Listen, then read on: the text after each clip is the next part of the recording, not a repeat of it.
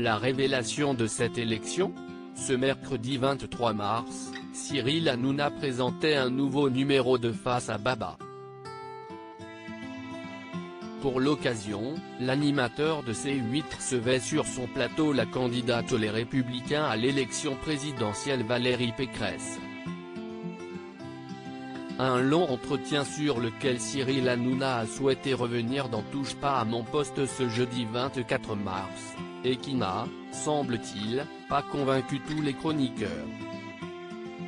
Alors qu'il revenait sur les meilleurs moments de l'entretien, l'animateur de TPMP a souhaité évoquer l'un d'entre eux.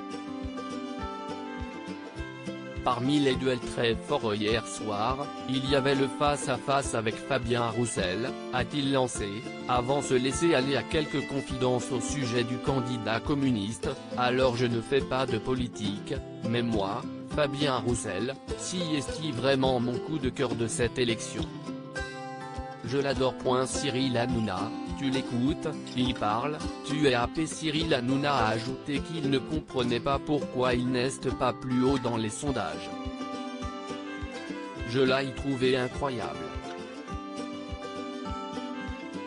Tu l'écoutes, il parle, tu es happé, a poursuivi l'animateur, avouant qu'il le trouvait également très beau gosse.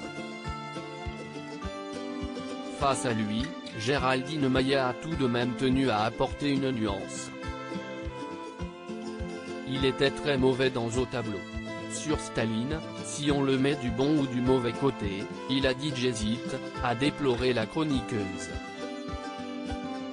Cette dernière faisait référence à une séquence dans l'émission produite par Mélissa Theriault, où des candidats à la présidentielle sont interrogés par des enfants.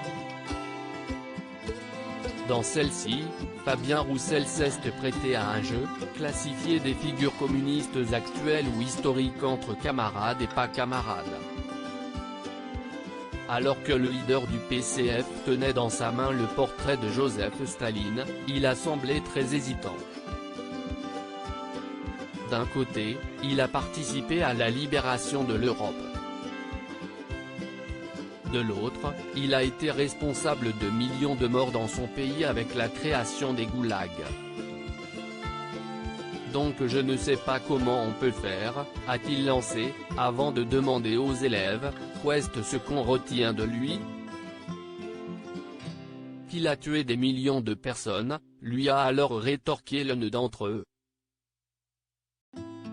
Une remarque qui a finalement amené Fabien Roussel à placer finalement le dirigeant soviétique dans la catégorie pas camarade. Loading widget.